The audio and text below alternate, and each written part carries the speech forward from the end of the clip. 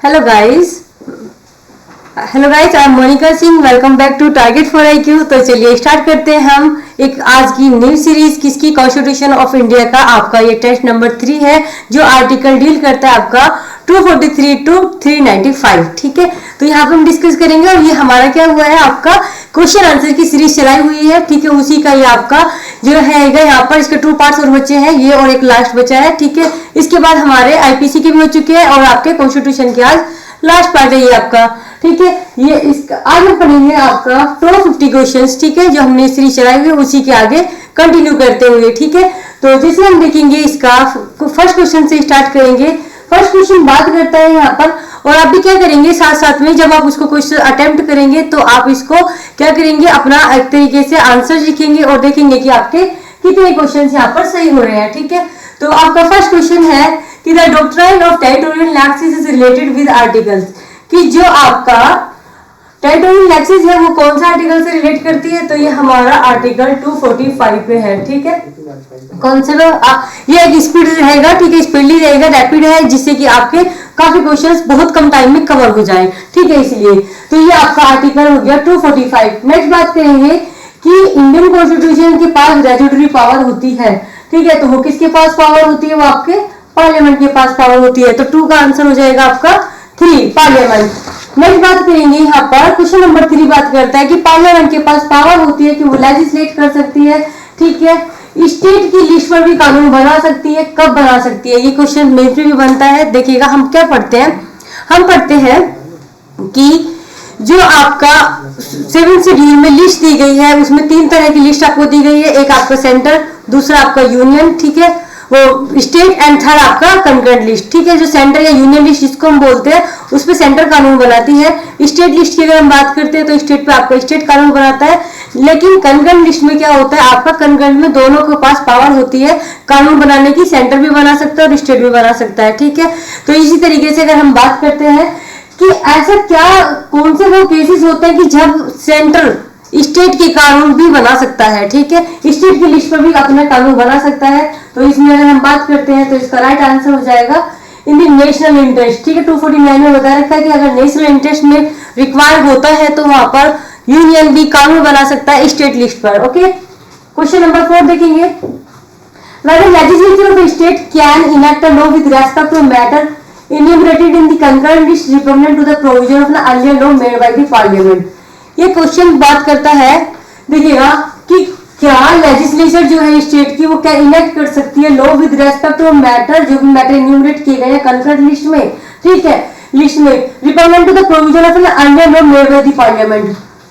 किसकी बात की जा रही है यहाँ पर, कंकरेंट लिस्ट की बात की जा रही है, ऐसे कानून बनाने की जिस पर से क्या है आपका कोई कानून बनाया है और उसमें कोई कानून पहले से बनाया हुआ पार्लियामेंट के द्वारा जिसमें रिपुग्नेंट विरोधाभास हो रहा है, तो उसमें क्या होगा उसके बारे में बात करेंगे। क्वेश्चन नंबर 4 के बारे में देखेंगे इसका। देखिएगा बना सकती है, ठीक है, लेकिन क्या होता है आपका, यस बट द लॉ जो होगा ना वो made should receive assent of the president है स्टेट का, लेकिन यहाँ पर असेंट किसकी ली जा रही है, आपका प्रेसिडेंट की असेंट ली जा रही है। ठीक है, ये बात हुई, तो इसका 4 का आंसर हो जाएगा आपका 4 इज राइट। ठीक है, 4 का आंसर 4 हो जाएगा यहाँ पर। नेक्स्ट क्वेश्चन देखेंगे 5। ठीक है, according to article 254 of the constitution of India, such portion of state law as repugnant to a certain law in repugnancy was summarized in। ये बात करता है 254 की। ठीक है, कि अगर कोई पोर्शन स्टेट लॉ का है वो रिपग्नेंट है सेंट्रल लॉ से, तो उसमें क्या होगा, रिपग्नेंसी होने पर देखेंगे तो यहाँ पर यही बात होती है आपका कि एक सेकेंड,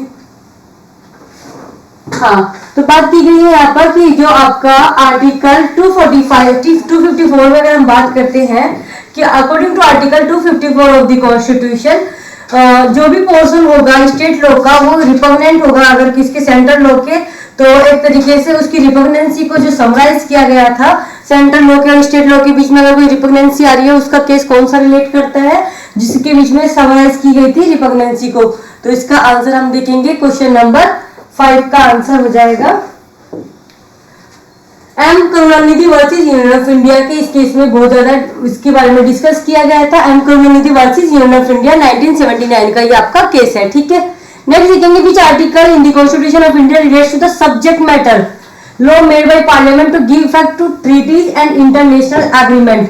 ये बात करता है कि क्या कौन सा आर्टिकल बात करता है ट्रीटीज एंड इंटरनेशनल एग्रीमेंट की। तो इसमें आपका आंसर हो जाएगा आर्टिकल 253। इसका 6 का हो जाएगा आपका 4 आंसर। ठीक है, तो आर्टिकल 253 इसके बारे में डील करता है। नेक्स्ट बात देखेंगे, एक डॉक्ट्राइन बहुत ज्यादा इंपॉर्टेंट है, बहुत ज्यादा पूछी जाने वाली है कि जो आप डायरेक्टली नहीं कर सकते, वो can not be done directly, तो आप उसको can not be done indirectly, आप उसको इनडायरेक्टली भी नहीं कर सकते हैं। तो इस वाली डॉक्ट्राइन को कौन से नाम से जाना जाता है, ये आप मुझे बताएंगे, बहुत इंपॉर्टेंट है। क्वेश्चन नंबर 7 देखिए, इसका आंसर हो जाएगा डॉक्ट्राइन ऑफ कन्वर्जेबल लेजिस्लेशन। बहुत ज्यादा पूछी जाती है कि जो आप डायरेक्ट काम नहीं कर सकते तो आप इनडायरेक्ट भी नहीं कर सकते हैं। ठीक है, ये वाली बात हो गई। नेक्स्ट देखेंगे, doctrine of colourable legislation means. Colourable legislation का मींस यही होता है, देखिएगा यहाँ पे भी आता है कि one can not do indirectly, can not do indirectly. ये कई तरीके से पूछा जाता है और बहुत इंपॉर्टेंट है ये। ठीक है, देखेंगे यहाँ पर, तो इसी का जो मैंने आपको बताया भी है कि जो आप इनडायरेक्टली नहीं कर सकते तो आप उसको डायरेक्टली भी नहीं कर सकते। यही तरीके जिसको आप डायरेक्टली नहीं कर सकते तो इनडायरेक्टली भी नहीं कर सकते। ठीक है, जो आप इनडायरेक्ट नहीं करेंगे, ठीक है, ना ही डायरेक्ट करेंगे, ये इस तरीके से है डॉक्ट्राइन कि जो आप डायरेक्टली नहीं कर सकते तो आप उसको इनडायरेक्ट भी नहीं करेंगे। ठीक है, यहाँ पे इस तरीके का होगा ये ऑप्शन। अगर हम क्वेश्चन नंबर 8 के आंसर को देखेंगे तो आप लिखेंगे यहाँ पर one can not be done directly, what can not be done indirectly, जो इनडायरेक्टली नहीं हो सकता। ठीक है, तो आप उसको किसी भी तरीके से नहीं कर सकते हैं। क्वेश्चन नंबर 8 का आंसर राइट हो जाएगा 1। Doctrine of pith and substance relates to, देखिएगा क्वेश्चन नंबर 9 है आपका कि जो डॉक्ट्राइन है आपकी पीथ एंड सब्सटेंस की, वो रिलेट करती है किससे। देखिएगा मोस्ट इंपोर्टेंट है ये आपका, बहुत इंपोर्टेंट डॉक्ट्राइन है, क्वेश्चन नंबर 9। ठीक है, क्वेश्चन नंबर 9 की अगर हम बात करेंगे तो इसका मतलब हो जाएगा, देखिएगा ये बात करता है कि इंटरप्रिटेशन होती है इंस्टीट्यूट्स की, किस चीज के लिए, कि इसमें सोल्व की जाए, क्या सोल्व किया जाता है, the problem of competing legislation in the same field. ठीक है, जो सेम फील्ड में है यहाँ पर प्रॉब्लम को सोल्व करना है। ठीक है, सोल्व करने के लिए आपका यहाँ पे दिया जाता है, यहाँ पे इंटरप्रिटेशन होती है इंस्टीट्यूट्स की। ठीक है, जिससे कि दोनों के बीच में किसी भी तरीके का कन्फ्लिक्शन ना हो, जिसका जो मैटर है उस पर वो कानून बना सके। ठीक है, ये वाली बात आती है। तो क्वेश्चन नंबर 9 हो गया, 9 का 1 आंसर हो जाएगा। आगे देखेंगे हम 10 में जो मैंने बात की कि what can not be done directly, can not be done indirectly, ये किसी स्टेटमेंट में आता है, तो ये अभी आपको मैंने बताया था। तो क्वेश्चन नंबर 10 का हो जाएगा कन्वर्जेबल लेजिस्लेशन। ठीक है, इसका 10 का राइट आंसर हो जाएगा 4। क्वेश्चन नंबर 11 की बात करते हैं, तो 11 में बात करेंगे हम कि जो क्रिमिनल प्रोसीजर है हमारा, यानी कि जो सीआरपीसी होती है, वो कौन सी लिस्ट में आती है। इस पे क्वेश्चन बहुत बार बना है, तो ये हमारा कंकरेंट लिस्ट में आता है। ठीक है, कंकरेंट में कौन कौन कानून को कर सकती है अमेंड, तो दोनों कर सकता है, सेंटर भी और स्टेट भी कर सकते हैं। ठीक है, तो कंकरेंट लिस्ट। उसके बाद आपका आता है, बहुत इंपॉर्टेंट है, सरकारी कमीशन। ठीक है, बात करेंगे सरकारी कमीशन की। तो सरकारी कमीशन जो सेटअप हुआ था वो किस चीज के लिए किया गया था, तो देखिएगा ये आपका सेंटर और स्टेट के रिलेशन के लिए ही किया गया था। ठीक है, सेंटर और स्टेट के रिलेशन का पार्ट कौन सा, आप मुझे जरूर बताएंगे, most important part of the constitution. ठीक है, तो किस चीज के लिए गया था आपका ये, सेंटर और स्टेट के रिलेशन के लिए। तो 12 का अगर हम बात करते हैं तो आंसर इज 2। एक डॉक्ट्राइन आती है delegates non protest delegate means. ठीक है, delegates non protest delegate means, इसका क्या मतलब होता है, क्या एक तरीके से 13 का delegate can further delegate it's power, delegate legislation is valid. यह है आपका delegate can not further delegate. ठीक है, कि एक बार जो पावर डेलीगेट हो गई है वो दोबारा से डेलीगेट नहीं की जाएगी। ठीक है, तो इसका राइट आंसर हो जाएगा कि जब आपको कोई पावर डेलीगेट की है तो इसका मतलब ये नहीं कि आप किसी और को अपनी पावर फर्दर डेलीगेट कर देंगे। अगर आपको पावर दी गई है तो आप उसको काम को करेंगे, ना कि किसी और से करवाएंगे उस चीज को। ठीक है, और delegate can not be further delegate is power. एक आता है आपका कि इनमें से सब्जेक्ट कौन सा है जो स्टेट लिस्ट में नहीं है। ठीक है, कौन सा स्टेट लिस्ट में आपका नहीं आता है, तो स्टेट लिस्ट में अगर नहीं आता तो बैंक्रप्सी एंड इंसॉल्वेंसी आपकी नहीं आती है। इसका राइट आंसर 4 हो जाएगा। एक आपकी आता है क्वेश्चन नंबर 15 कि इसमें एक बात बनती है 97, किसकी एंट्री है, ये यूनियन की। यूनियन की आपका एंट्री नंबर 97 है, तो ये किससे रिलेट करती है ये आपको मुझे बताना है, बहुत इंपॉर्टेंट है। देखेंगे यहाँ पर, तो ये आपका किससे करती है, 97 में बता रखी है आपकी रिजर्व पावर, ठीक है। बात करेंगे क्या है आपका रिजर्व पावर, ठीक है, 97 ऑफ यूनियन लिस्ट में। नेक्स्ट बात करेंगे, अब लिस्ट पर से बहुत ज्यादा क्वेश्चंस बनने लगे हैं, तो आप इनके इंपॉर्टेंट लिस्ट को जरूर ध्यान रखेंगे, ठीक है। इन विच लिस्ट सब्जेक्ट पिलग्रिमेज बहुत पूछा जाता है, ठीक है। पिलग्रिमेज प्लेसेस आउटसाइड इंडिया, अगर आउटसाइड इंडिया तो किसका मैटर होगा आपको ये बताना है, ठीक है। 16 की बात करेंगे यहाँ पर, 16 में आप समझ ही जाएंगे। देखिए आउटसाइड इंडिया है तो आउटसाइड इंडिया तो यूनियन लिस्ट में ही आएगा ना, इंटरनल तो है नहीं, इंडिया का मैटर बाहर है, तो बाहर तो हमारी गवर्नमेंट ही इस काम को देखेगी, तो यूनियन लिस्ट में आ जाएगा ये। Which of the following items come under the concurrent list? concurrent list में कौन सा आपका आता है, 17 में बात करेंगे यहाँ, तो देखिएगा ये आपका आता है concurrent लिस्ट में 17 में ट्रेड, ठीक है। कौन सा आता है आपका ट्रेड, ये हो जाएगा इसका answer, trade unions concurrent list का मैटर है। नेक्स्ट देखेंगे, which committee is related to panchayat raj institutions, कौन सी कमेटी पंचायत से रिलेटेड थी, इसको आप देखेंगे। क्वेश्चन नंबर 18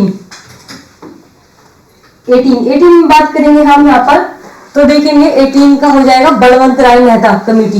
ये किससे संबंधित थी आपकी पंचायत राज, तो ऑर्गेनाइजेशन ऑफ विलेज, पंचायत का कहां पर है आपका गठन, विलेज पंचायत का आर्टिकल 40, ठीक है। और इसकी कौन सा आपकी शेड्यूल जुड़ी है, ठीक है, और कौन सा अमेंडमेंट से जुड़ी है, आप इसको मुझे जरूर बताएंगे, मोस्ट इंपोर्टेंट है, ठीक है। शेड्यूल में बताएंगे और आप मुझे इसका अमेंडमेंट भी बताएंगे। नेक्स्ट आता है आपका, which one among the following has exclusive power to expand all India service, all India service की पावर को कौन एक्सक्लूड कर सकता है, तो आपको पता ही है किसके पास पावर हो सकती है, तो 19 का आंसर हो जाएगा राज्यसभा ओनली। किसके पास पावर दी गई है एक्सपेंड करने की ऑल इंडिया सर्विस को, तो ये है आपका राज्यसभा के पास पावर, ठीक है, राज्यसभा ओनली, याद रखेंगे। 19 के बाद 20 पे चलेंगे आपका, 20 है schedule of the constitution of India contents, तो जो शेड्यूल्स है आपका, ठीक है, कॉन्स्टिट्यूशन की, उसमें क्या क्या चीजें बताया क्या उसके बारे में बात करेंगे। देखिएगा ये बात किस किस चीज की करता है, तो देखिएगा schedule of the constitution of India contains the power, authorities and responsibility, ठीक है, किसकी and responsibility in to panchayat, एक तरीके से panchayat and by state legislature, इसका राइट आंसर हो जाएगा 4, पावर अथॉरिटीज एंड रेस्पॉन्सिबिलिटी जो इंडो की जाती है स्टेट लेजिस्लेचर के द्वारा, ठीक है, यहाँ पे बात की गई है। नेक्स्ट देखेंगे आपका पार्ट 9, जो पार्ट 9 था, ठीक है, part 9 of the constitution dealing with panchayat was inserted, part 9 नहीं होगा, ये पार्ट 11 होगा, ठीक है। तो जो मैं अभी क्वेश्चन पूछ रही थी वो यहीं से आपका आ गया है। अगर हम बात करते हैं, देखेंगे एक मिनट, बात करेंगे यहाँ पर कि पंचायत का जो है आपका यहाँ पर कौन से उससे है ये अमेंडमेंट से, तो 73rd अमेंडमेंट से, और ये पार्ट कौन सा है आपका, मैंने पूछा भी था आप लोगों से, तो वो आपका 11 पंचायत में आता है, ठीक है। तो कॉन्स्टिट्यूशन डील करता है पंचायत से, और इसका अमेंडमेंट कौन सा हो जाएगा, 21 का राइट आंसर हो जाएगा 2, ठीक है, 21 का राइट आंसर हो जाएगा 73rd अमेंडमेंट से, ठीक है, 73rd अमेंडमेंट से ये पंचायत का चैप्टर आया था, पार्ट आया था, ओके। नेक्स्ट देखेंगे आपका कि कौन सा कॉन्स्टिट्यूशन डील, मतलब कौन सा आर्टिकल डील करता है किससे, ये पंचायत है यहाँ पर, ठीक है, पंचायत, इसको ऐसे लिखेंगे पंचायत,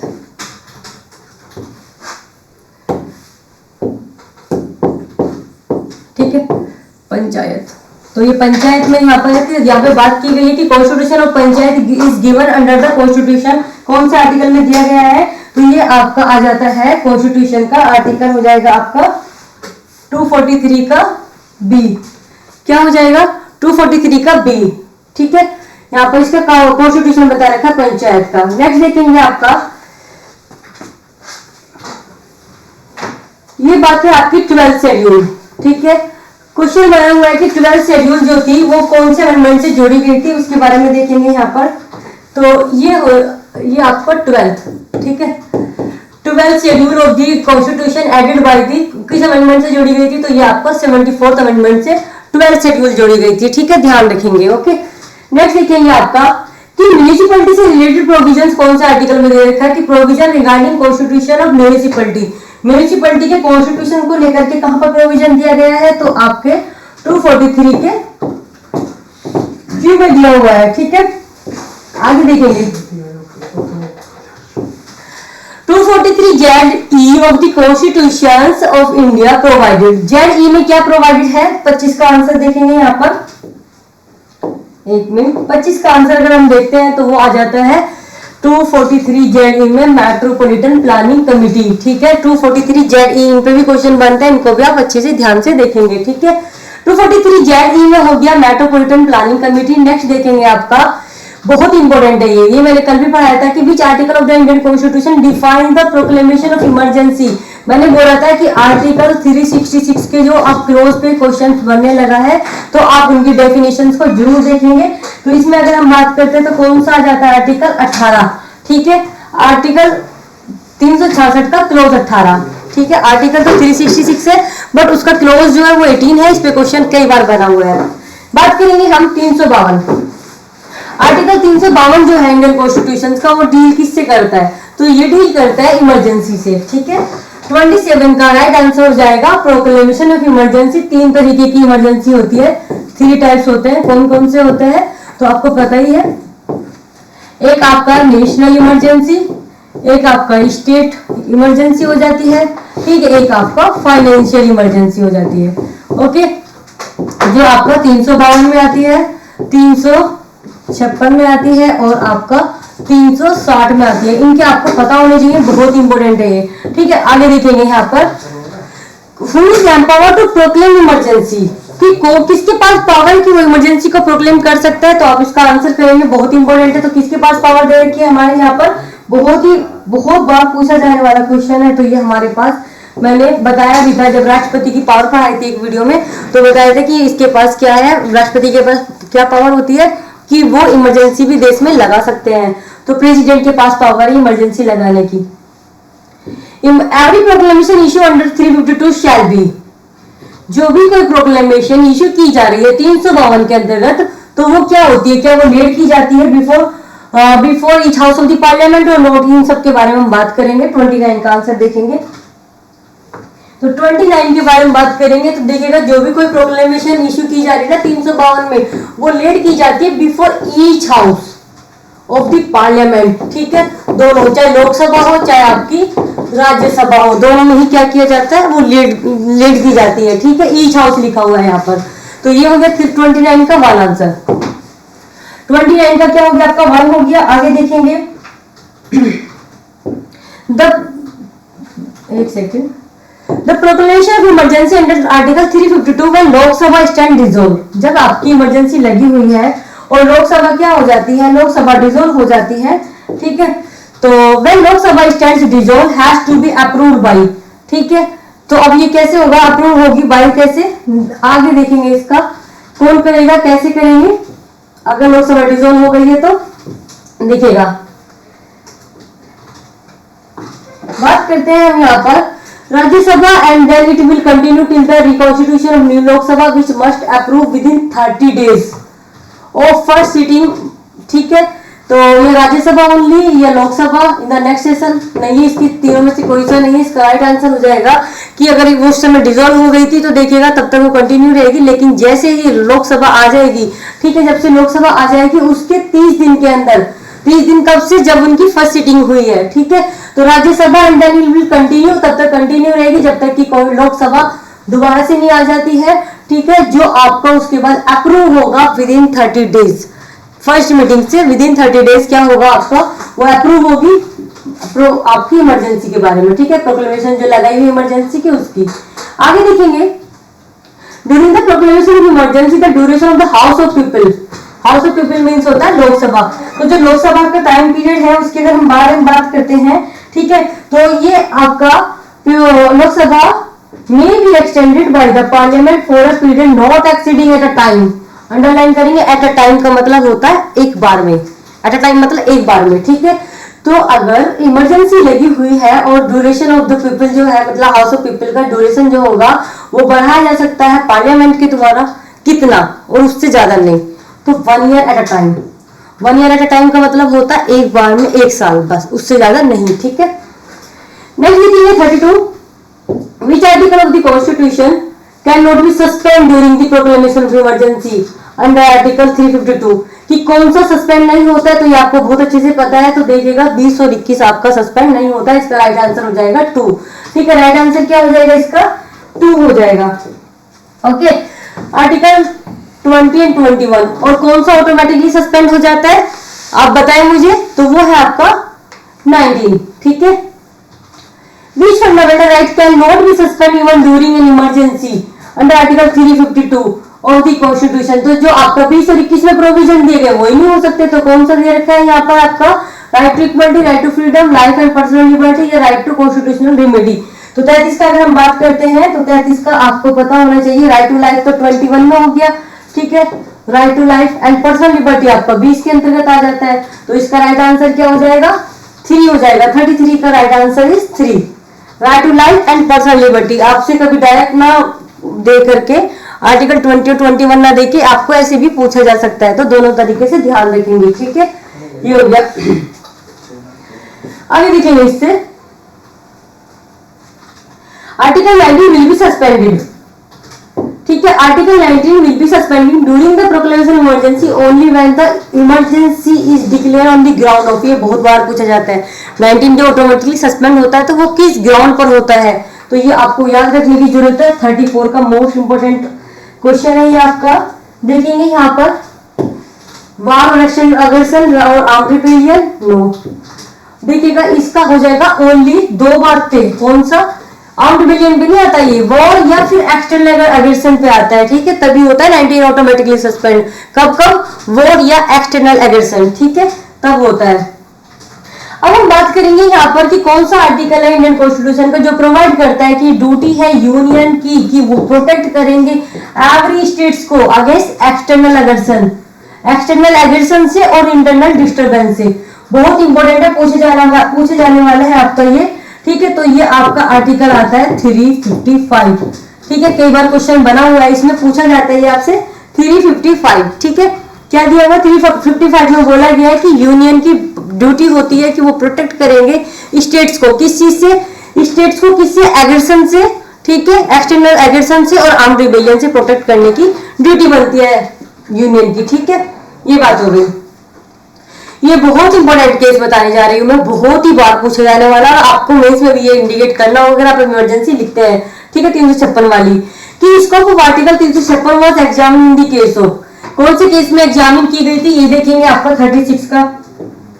देखिएगा इसका केस होगा आपका एसआर बॉम्बे का, कौन सा, SR Bombay versus union of India का केस है। इसमें इसके स्कोप के बारे में बताया गया था। सुप्रीम कोर्ट ने बहुत सारी डायरेक्शंस दी थी कि अगर आप स्टेट इमरजेंसी लगा रहे हैं तो क्या होगा, उसकी कुछ आपकी ये डायरेक्शंस है, ये आपको फॉलो करनी होगी। ठीक है, तभी आप क्या लगा सकते हो, स्टेट इमरजेंसी लगा सकते हैं। तो आप इसको जरूर डिटेल में भी पढ़ेंगे, बहुत इंपॉर्टेंट पॉइंट है इसके। नेक्स्ट देखेंगे फाइनेंशियल इमरजेंसी लेट डाउन है हमारे कौन सा आर्टिकल में, तो 360 में, और 360 हमारा दिया हुआ है यहाँ पर। 360 में क्या दी हुई है, फाइनेंशियल इमरजेंसी दी गई है। ठीक है, उसके बाद बात करेंगे कि after declaration of financial emergency what is the maximum period its operation without approval of parliament, कि डिक्लेरेशन होने के बाद फाइनेंशियल इमरजेंसी की मैक्सिमम पीरियड कितना है जब तक वो बिना अप्रूवल, पार्लियामेंट के अप्रूवल के बिना ऑपरेशन में रह सकती है। तो इसका राइट आंसर आप जल्दी जल्दी मुझे बताएंगे, देखेंगे आगे। राइट आंसर इसका क्या हो जाएगा 2 मंथ्स, क्या है आपका 2 मंथ्स दिया हुआ है। ठीक है, नेक्स्ट बात करेंगे आपका which one of the following bill must be pass by each house of the Indian parliament separately by special majority, कि यहाँ पर वो कौन सा बिल है जो मस्ट बी पास होना चाहिए प्रत्येक हाउस के द्वारा, ईच मतलब दोनों के द्वारा। ठीक है, of Indian parliament separately, different अलग अलग सेपरेटली बाय स्पेशल मेजोरिटी, किससे, स्पेशल मेजोरिटी से। तो इसका हम राइट आंसर बात करेंगे तो वो हो जाएगा आपका कॉन्स्टिट्यूशन अमेंडमेंट बिल। ठीक है, कौन सा, कॉन्स्टिट्यूशन अमेंडमेंट बिल आपको दोनों हाउसेस के द्वारा सेपरेटली पास करना होता है। The first constitutional amendment was pass in, जो फर्स्ट कॉन्स्टिट्यूशनल अमेंडमेंट था, ठीक है, वो पास हुआ था, कब पास किया गया था 1951 में। कब किया गया था 1951 में। ठीक है, इसका राइट आंसर हो जाएगा 2 इज राइट आंसर। उसके बाद आपका आता है कि in which case the Supreme Court had objecting in the preamble of the constitution, it's a basic structure and वो अमेंड नहीं हो सकती अंडर आर्टिकल 368। ठीक है, क्वेश्चन नंबर 41 है, आपको इसको पता होना चाहिए, बहुत इंपॉर्टेंट है ये। ठीक है, तो ये किस केस में बोला गया था? बेसिक स्ट्रक्चर का famous case Kesavananda Bharati case. ठीक है, 41 की हम बात करते हैं तो कौन सा हो जाएगा आपका? Basic structure. ठीक है, Kesavananda Bharati versus state of Kerala का केस आता है यहाँ पर। ठीक है, तो इसलिए इसको मना किया गया था। आगे लिखेंगे आपका provision relating to the federal structure can be amended by parliament. अगर कोई प्रोविजन हमारा बात करता है फेडरल नेचर से तो वो अमेंड हो सकते हैं, कैसे? तो देखेंगे, इसका एक बहुत अच्छा क्वेश्चन है कि फेडरल स्ट्रक्चर क्या, आप पहचान सकते हैं कि फेडरल स्ट्रक्चर का है तो किस चीज की जरूरत पड़ेगी? तो ध्यान रखें, जब भी फेडरल नेचर के बारे में बात आएगी तो ध्यान रखेंगे आप क्या, जब भी फेडरल की बात आती है तो उसमें एक फेडरल वाले नेचर में ध्यान रखना है कि वहां पर स्टेट का, हाफ ऑफ स्टेट का एक तरीके से क्या होना जरूरी होता है? वोटिंग होना, रेटिफिकेशन होना बहुत जरूरी होता है। तो इसका राइट आंसर हो जाएगा by 2/3 majority of members present. ठीक है, क्या present and voting and ratification by half, कितने?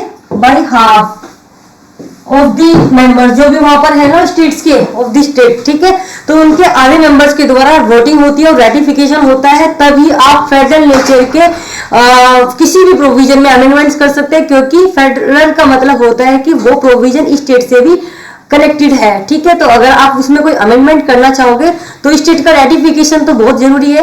तो यहाँ पे इसलिए ये बात आती है कि हाफ स्टेट्स के द्वारा, हाफ ऑफ द स्टेट की जो वोटिंग एंड रेटिफिकेशन किया जाता है। Which of the following amendment of the Constitution is related with the reservation of seats?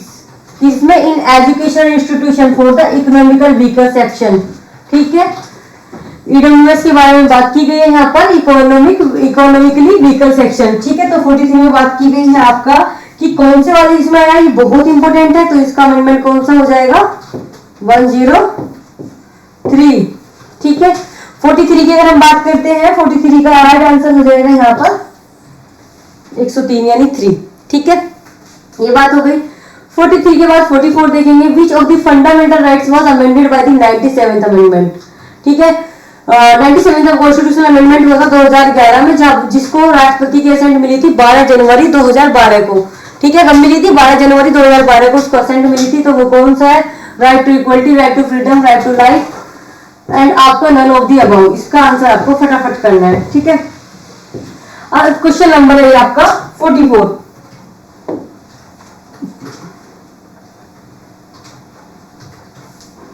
ठीक है, तो इसमें कौन सा अमेंडमेंट किया जाता है आपका? अगर हम बात करते हैं 44 का तो राइट आंसर हो जाएगा आपका 2। ठीक है, राइट टू फ्रीडम। ओके, 97 इसमें अमेंडमेंट किया गया था। आगे देखेंगे 45, article 31 of the constitution in dealing with rights of property was repealed by which constitution amendment. जो आर्टिकल 31 था उसको यहाँ पर बात की गई, जो राइट टू प्रॉपर्टी है वो रिपील हुआ था किस अमेंडमेंट के द्वारा? तो बहुत ज्यादा पूछे जाने वाला और बहुत ही इंपॉर्टेंट है ये आपका 45 का आंसर हो जाएगा 44th अमेंडमेंट जो हुआ था 1978 में। तो ये है आपका ये 44th अमेंडमेंट 1978 में। ठीक है, नेक्स्ट आपका आता है कि which of the following amendments at the constitution chapter on fundamental duties have been added by chapter 4A। Fundamental duties हमारी कौन से चैप्टर में है? तो वो हमारी 4A में है और ये भी अमेंडेड हुई थी। तो ये कौन सा अमेंडमेंट हुई थी उसी के बारे में बात करेंगे यहाँ पर देखेंगे। तो वो हमारी है अमेंडमेंट आपका 42nd अमेंडमेंट 1976 में। तो इसका राइट आंसर हो जाएगा 42। ठीक है, 42nd अमेंडमेंट तक। आगे देखेंगे the 91st amendment of the constitution pertains of. ठीक है, किस चीज से डील करता है ये आपका 91st अमेंडमेंट, इसके बारे में बात करेंगे। बहुत इंपॉर्टेंट है, बहुत बार पूछे जाने वाला क्वेश्चन है। ठीक है,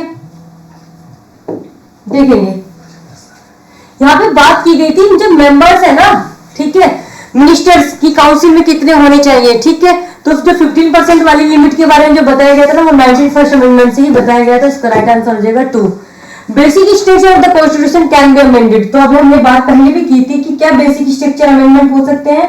तो इसका राइट आंसर होगा, देखो इसको किसी भी मेजोरिटी की जरूरत नहीं है, क्योंकि जब अमेंडमेंट ही नहीं हो सकता तो फिर मेजोरिटी की क्या आवश्यक है। ठीक है, कोई आवश्यकता ही नहीं है। तो यहाँ पे नन ऑफ दी अबव, इसमें से क्वेश्चन नहीं आएगा। 48 का हो जाएगा राइट आंसर 4।